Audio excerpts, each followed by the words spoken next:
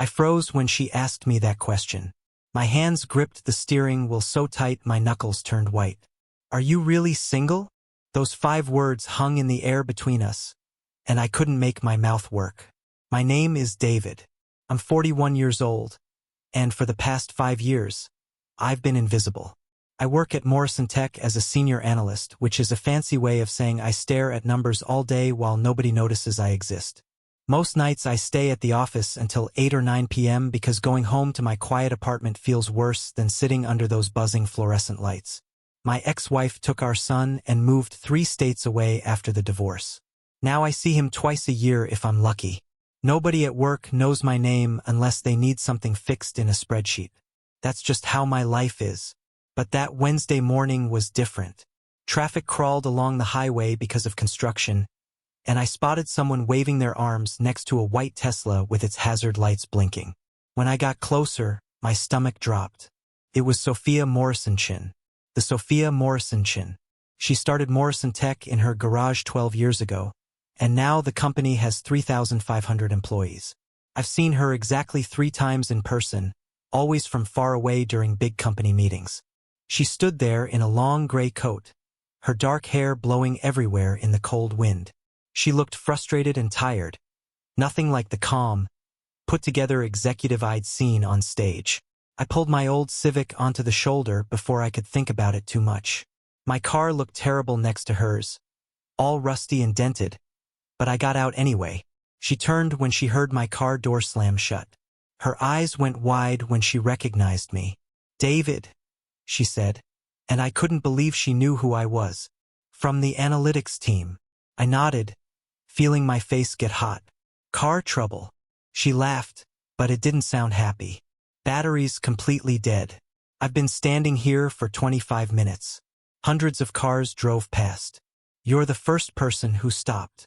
Do you need a jump start? Or I could give you a ride somewhere." She looked at her expensive car, then at her watch, then back at me. "A ride would be amazing. I have an investor meeting in 35 minutes downtown." I opened the passenger door and moved a bunch of old papers and empty coffee cups off the seat. She slid in, and suddenly my whole car smelled like her perfume. Something expensive that I couldn't name. I got back behind the wheel and merged into traffic, trying not to think about how weird this was. The CEO of my company was sitting 2 feet away from me in my beat-up Civic. For the first few minutes, neither of us talked much. She pulled out her phone and typed something fast, then put it back in her lap. I kept my eyes on the road, gripping the wheel harder than I needed to. "Thank you for stopping," she said quietly. "Most people just drove right past me." "No problem. Happy to help." She looked at me for a few seconds, and I could feel her staring even though I didn't turn my head. "You work late a lot, don't you? I've seen your car in the parking garage when I leave." That surprised me so much I almost swerved into the next lane. She'd noticed me? Yeah, I guess he do. "Do you live alone?" The question caught me completely off guard. I nodded. "Just me." She turned to look out the window at the highway stretching ahead of us. "I know that feeling." Her voice got softer, almost like she was talking to herself. Then she turned back toward me and asked the question that made time stop. "So, you're really single?" I lost all my words. My mouth opened but nothing came out. She wasn't joking around or being mean. Her eyes looked right into mine like she actually cared about the answer. Yeah. I finally managed to say. "Divorced. Been that way for 5 years." She nodded slowly, like that made sense to her somehow. "Me too. Well, not divorced. I've never been married. Just alone." I didn't know what to say to that. Sophia Morrison, the most successful person I'd ever been this close to, just told me she was lonely. It didn't match the image everyone had of her. Strong, powerful, always in control. "Do you ever think about starting over?"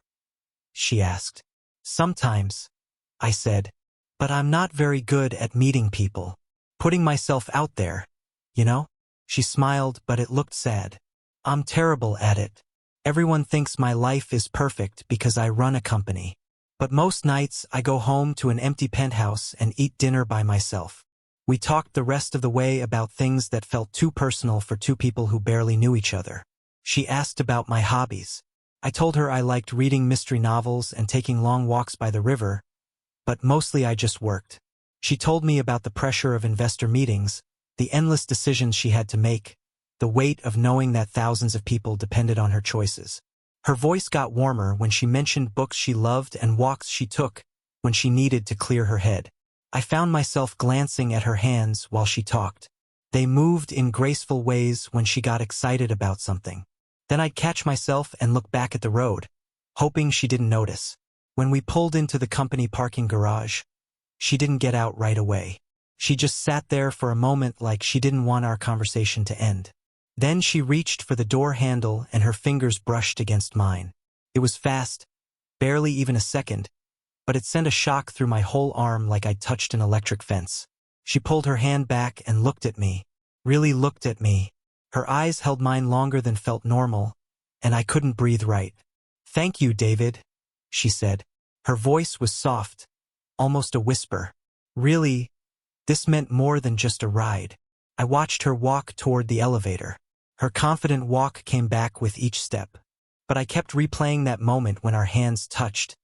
The way she said my name, the warmth in her voice when she thanked me. By noon, I knew something had changed. People kept looking at me in the hallway. Conversations stopped when I walked into the break room. My coworker Jessica pulled me aside near the coffee machine. "Did you really give Sophia Morrison a ride this morning?" she whispered, looking around to make sure nobody heard us. "Her car broke down. I was just helping." Jessica raised her eyebrows way up. "Well, everyone's talking about it. People saw you two pull in together." I tried to ignore it and focus on my work, but my mind kept going back to the car ride. The way she'd asked if I was single, the sadness in her voice when she talked about eating dinner alone, the touch of her fingers against mine. Around 2:30, my desk phone rang. Internal line. I picked it up. "David." It was her. "Do you have a few minutes? I need to discuss something with you." My heart started beating so hard I could hear it in my ears. "Of course. Come up to my office. 18th floor." I'd never been to the executive floor before. When I stepped off the elevator, everything looked different. Quieter. More expensive. Huge windows showed the whole city. Her assistant, a woman named Michelle, pointed toward a large door at the end of the hall. I knocked softly. "Come in." Sophia stood by the window looking out at the city below. She turned when I entered, and something in her face had changed. Softer. More open. "Close the door," she said. I did, and suddenly the huge office felt smaller. She walked toward me, not behind her massive desk, but right up to where I stood. "I wanted to apologize if this morning made things awkward for you," she started. "I know people talk. It's fine. I don't mind." She studied my face carefully. "You're a kind person, David. That's rare." She paused, then added, "I haven't been able to stop thinking about our conversation. Neither had I, but I didn't know how to say that without sounding weird." She stepped closer, close enough that I could smell her perfume again, close enough that I felt my heart speed up. "Would you like to have coffee sometime?" she asked. "Outside of work, just as people." I couldn't believe what I was hearing. "Yes, I'd really like that." A real smile crossed her face. Not the business smile I'd seen in meetings. A genuine one that reached her eyes. "Good," she said softly. Then she touched my arm, just for a second, before stepping back. "I'll text you." When I left her office, I felt like I was floating. But as I headed toward the elevator, I noticed someone watching from across the floor. Ethan Park, Sophia's chief strategy officer. His arms were crossed and his eyes followed me with a look that made my skin prickle. He didn't smile, didn't nod, just watched with a stare that felt like a warning. The text came through while I was heating up a frozen dinner that night. Just a simple message with a coffee shop address and a time. Tomorrow, 6:45 a.m. Before work. I barely slept. My mind raced with questions I couldn't answer. Why would someone like Sophia want to spend time with me? What did she see that nobody else ever had? Part of me wondered if I was reading too much into everything. Maybe she just wanted a friend, someone to talk to who wasn't trying to get something from her. But then I remembered the way she'd looked at me in her office. The warmth in her voice. The touch on my arm that lasted just a little longer than it needed to. The coffee shop was small and hidden on a side street I'd never noticed before. When I walked in, she was already there, sitting in a corner booth wearing jeans and a cream-colored sweater. No business suit, no armor, just Sophia, looking more relaxed than I'd ever seen her. "You found it," she said, smiling as I sat down across from her. "This place is tucked away. That's why I like it.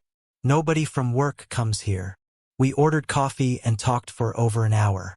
She told me about growing up with a dad who never thought she'd amount to anything, about working her way up from nothing, about the loneliness that came with success.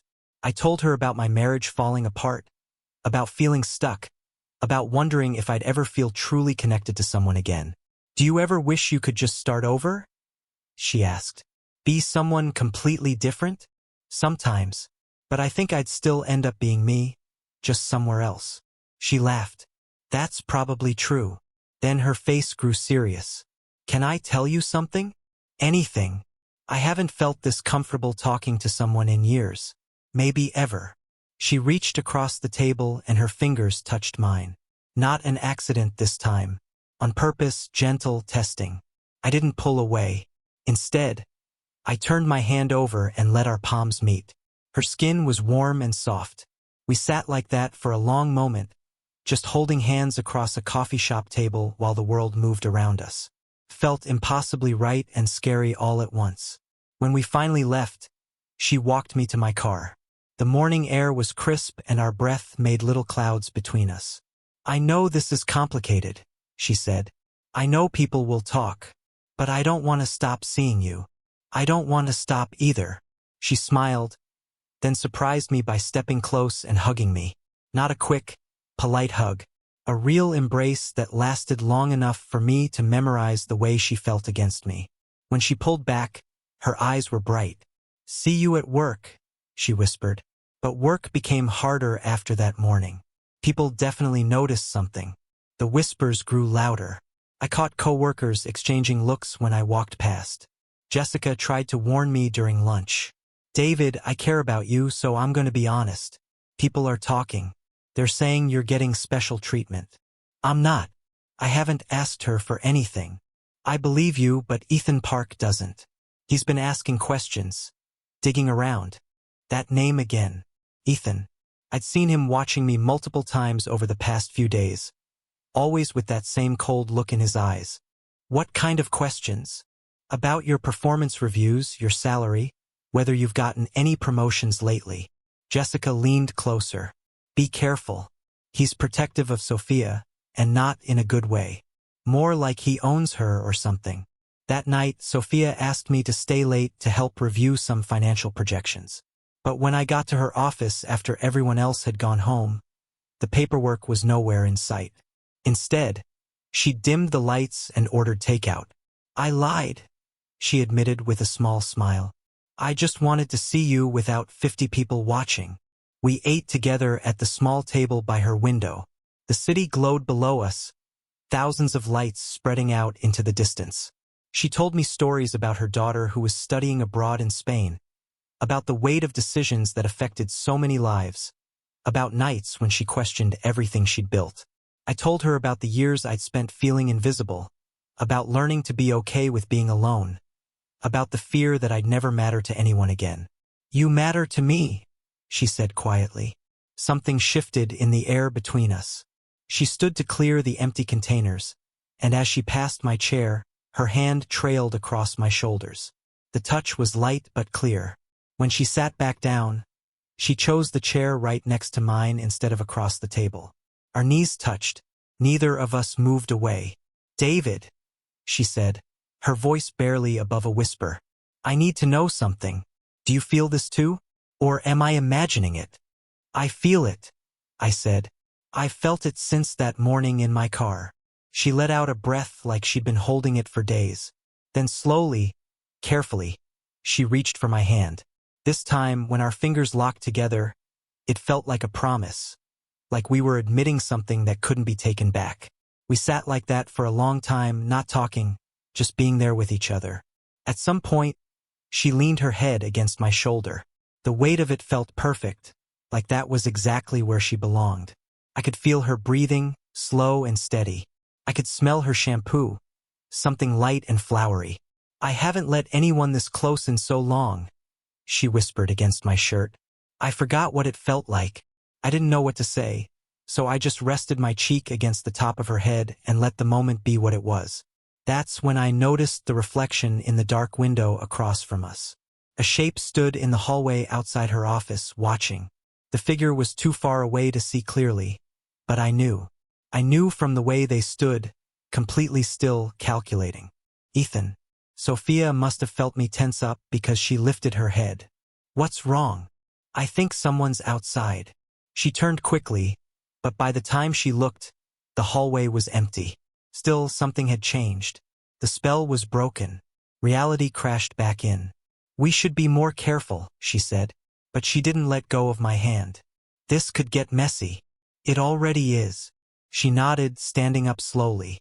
I stood too, and for a second we just faced each other, close enough that I could see the worry in her eyes. She wanted to be careful, but she also wanted us. "Walk with me," she finally said. We took the elevator down to the parking garage together. It was late enough that most cars were gone. Our footsteps echoed off the concrete walls. When we reached my car, she pulled me into the shadow between two big support columns where the security cameras couldn't see. "I know we have to be smart about this," she said, "but I don't want to pretend I don't care about you." "Then don't." She smiled, reaching up to touch my face. Her palm was warm against my cheek. I closed my eyes for just a second, trying to remember every detail. "Good night, David." "Good night, Sophia." I watched her walk to her car, watched her drive away, and stood there in the dim garage trying to process everything that had happened. My life had been quiet and predictable for so long. Now it felt like I was standing at the edge of something I didn't fully understand. Something beautiful and dangerous at the same time. When I finally got in my car and started the engine, I noticed something on my windshield. A folded piece of paper tucked under the wiper blade. I got out and grabbed it, unfolding it under the overhead light. 3 words written in neat handwriting. "Be very careful." No signature, but I didn't need one. I knew exactly who it was from. Ethan had been watching, and he just made sure I knew it. Thursday morning, I walked through the lobby and instantly knew my world had exploded. People clustered near the elevators in tight groups, their voices dropping to whispers the second they saw me. Some turned their backs completely. Others just stared with looks I couldn't quite read. My stomach twisted into knots as I rode the elevator up, watching the floor numbers climb while my heart pounded harder with each ding. The doors opened on my floor and every single sound stopped. Keyboards went silent. Phone calls ended mid-word. 20 pairs of eyes found me, then darted away like I was radioactive. Jessica appeared at my desk before I could even set down my bag. Her face had no color left in it, and her hands were shaking. "David, you need to know something right now. There's an emergency board meeting happening. About you and Sophia." The words hit me like a truck. "What? Why?" "Someone filed a formal complaint. They're saying she's giving you special treatment. That the relationship is inappropriate." My legs felt weak. "What relationship?" "We've had coffee. We've talked. That's it." Jessica's voice dropped so low I could barely hear her. "I know, but someone took a photo through her office window. You and her sitting close together." The memory slammed into me. That night when she leaned her head on my shoulder. When we sat holding hands in the dim light, thinking we were alone. Someone had been watching. Someone had turned that private moment into a weapon. "Who filed it?" I asked, even though I already knew the answer. Jessica didn't need to say it. We both knew. 25 minutes later, Sophia's assistant Michelle found me. She looked terrified, her voice barely working.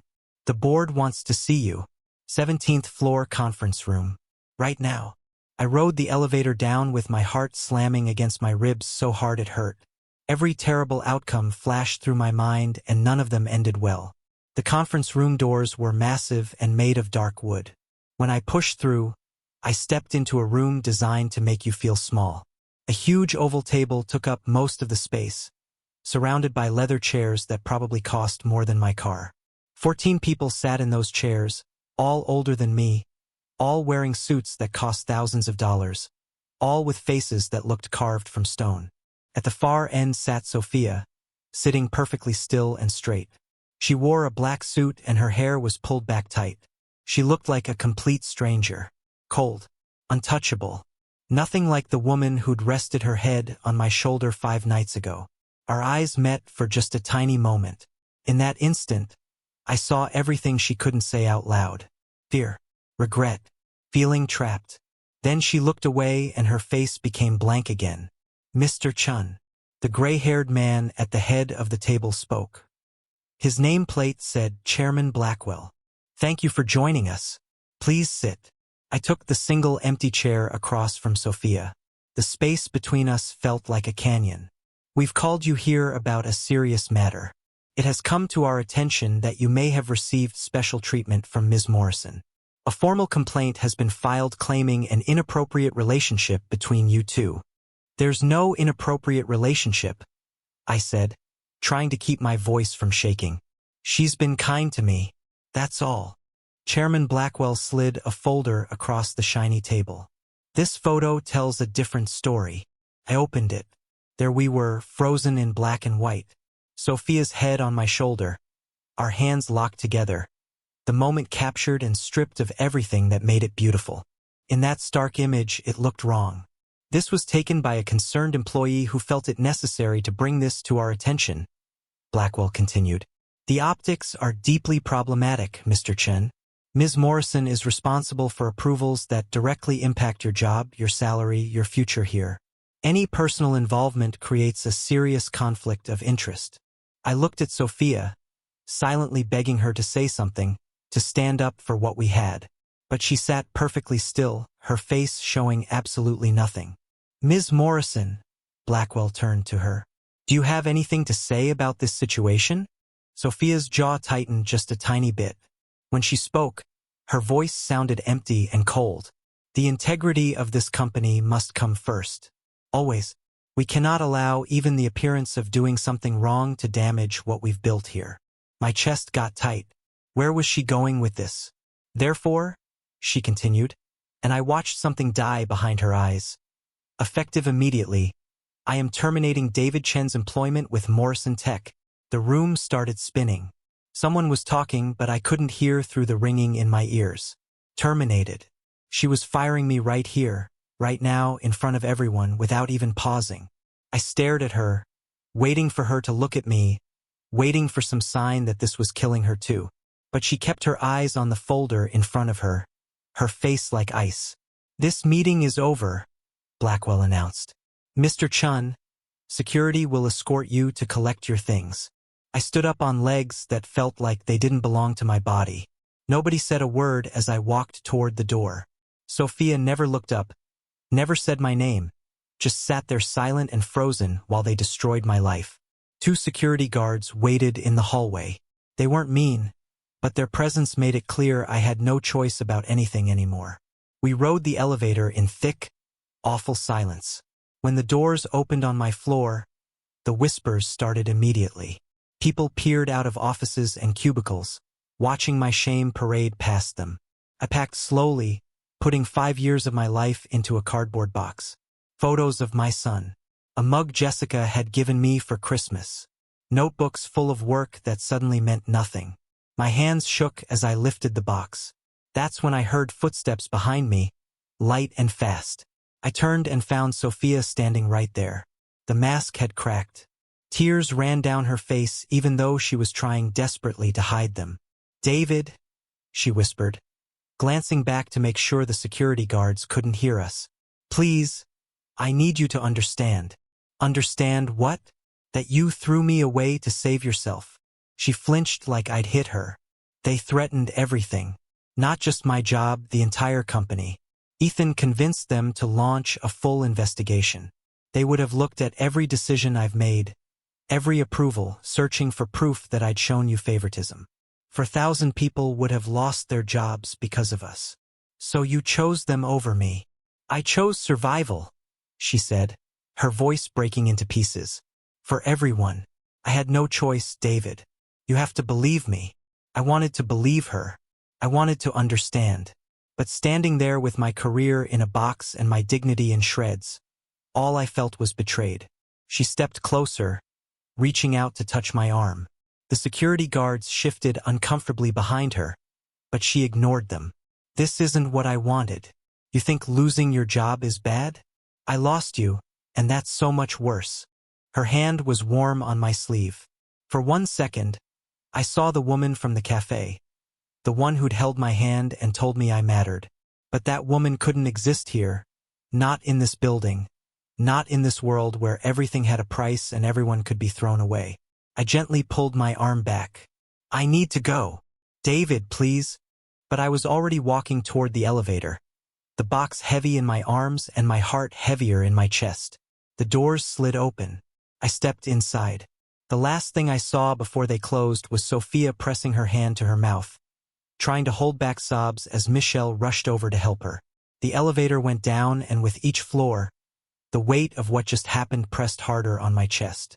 I'd been fired, embarrassed in front of everyone, tossed aside like I meant nothing, and the woman I'd started to care about had been the one to do it. When I walked out into the cold afternoon air, I knew one thing for sure. Whatever we'd been building together, the world had just burned it all down. 2.5 weeks later, rain pounded my apartment windows so hard it sounded like rocks hitting glass. That hollow feeling hadn't left since that nightmare in the conference room. I'd sent out applications to 23 different companies. 6 sent me rejection emails. The rest never bothered to respond at all. Word traveled fast in the tech world. Nobody wanted to hire the guy who got fired for an inappropriate relationship with his CEO. I spent most days on my couch staring at my laptop, pretending to search for jobs while actually replaying every moment with Sophia. The way she'd smiled at me in that hidden cafe. The warmth of her hand in mine. The sound of her voice when she said I was important to her. Then the cold emptiness in her eyes when she'd fired me in front of everyone. My son called from college every few days to check on me. He was 19 and could always tell when something was wrong. Dad, you sound terrible. Are you even eating? I'm fine, kiddo. You're never fine when you say you're fine. He was right, but I couldn't explain that I'd lost more than a job. I'd lost the first real connection I'd felt in years. Thunder rolled across the sky that Friday evening. I was heating up leftover Chinese food when someone knocked on my door. Soft, unsure, almost apologetic. I wasn't expecting anyone. For one crazy moment, I thought maybe it was Sophia, but that seemed impossible. She'd made her choice. I pulled open the door and froze. There she stood. No business suit, no perfect hair. Just Sophia in jeans and a jacket soaked with rain. Mascara smudged under her eyes, looking more vulnerable than I'd ever seen her. She was shaking, though I couldn't tell if it was from the cold or from nerves. "Can I come in?" she asked, her voice small and broken. "Please." I stepped aside without saying anything. She walked past me into my small living room, dripping water onto the carpet. She turned to face me, wrapping her arms around herself like she was trying to hold herself together. "I fired Ethan," she said suddenly. That shocked me. "What?" "For days after you left, I went through his computer files with our IT security team. I found everything. Emails to board members spreading lies about us. The photo he'd arranged to have someone take. Messages to other executives questioning my judgment. He'd been planning this for months. David, building a case to push me out and take over." She wiped her eyes with the back of her hand. "I showed everything to the board. Told them Ethan had manipulated them, that he'd used my personal life to create chaos. They believed me eventually, after I threatened to quit and expose how easily he'd played them. Ethan's gone now. But that's not why I'm here." She took a step closer. "I came because I owe you the complete truth. When they called that meeting, I panicked. I've spent my whole adult life building that company from nothing. It's all I had, all I thought I had. So when they threatened to take it away, I sacrificed you to protect it." Her voice cracked. "I told myself I was being practical, doing what was necessary. But the real truth is, I was terrified. scared of losing control, scared of admitting that maybe the company wasn't enough anymore, that maybe I wanted something more, something real. Sophia, let me finish, she said, tears flowing freely now. These past 2 weeks have been the absolute worst of my life. Not because of the board meetings or investigations or any of that. Because I wake up every morning knowing I hurt you. Knowing I pushed away the first person who made me feel alive in years. And I can't do it anymore, David. I can't pretend that was the right choice. She moved close enough that I could see raindrops still shining in her hair. I stood in front of the board 2 days ago and told them something I should have said in that conference room. I told them I care about you, that I'm not ashamed of it, that if they want to judge me for having feelings for someone, they can find a new CEO. My heart hammered.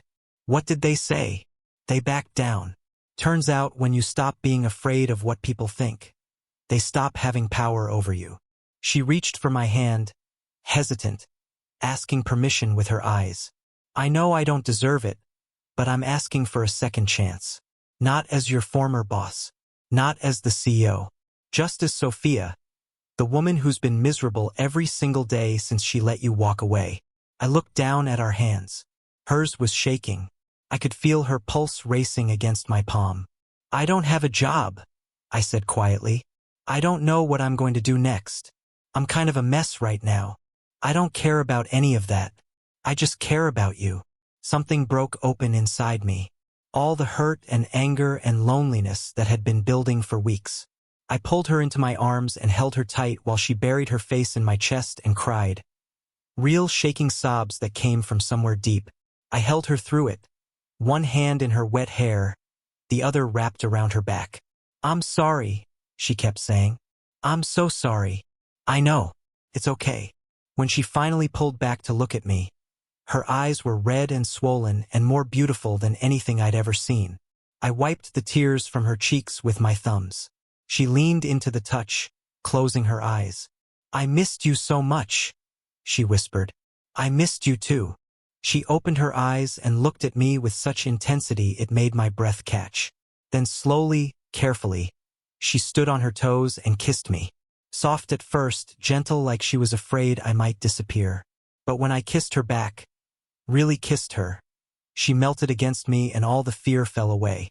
We pulled apart eventually, foreheads touching, breathing hard. Stay, I said. Tonight. Don't go back to that empty penthouse. Okay.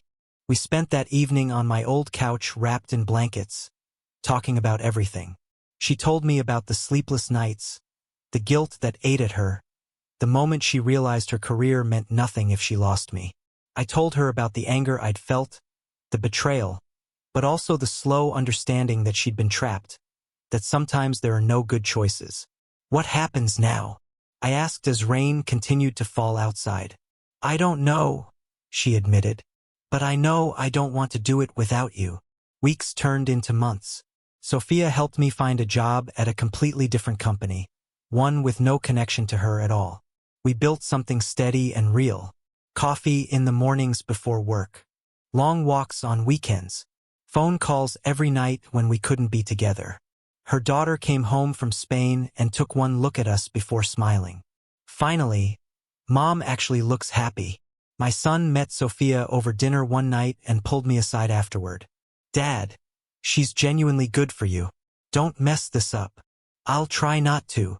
6 months after that rainy night, we stood on Sophia's balcony, watching the sun set over the city. She leaned against me, my arm around her waist, her head on my shoulder exactly where it belonged. I'm glad you pulled over that morning, she said softly. I kissed the top of her head. Best decision I ever made. Even after everything that happened? Especially after everything that happened. It proved we're strong enough to survive the hard parts, the messy parts, the parts that test whether something is real. She turned to face me, eyes bright with tears that weren't sad this time. I love you, David Chin. I love you too, Sophia Morrison. We weren't the same people we'd been that morning on the highway. We'd been tested, broken down, rebuilt differently. But we'd survived it. And somehow, impossibly, we'd found something worth fighting for. What I learned through all of it was that real connections aren't built in the easy moments but in how you handle the impossible ones.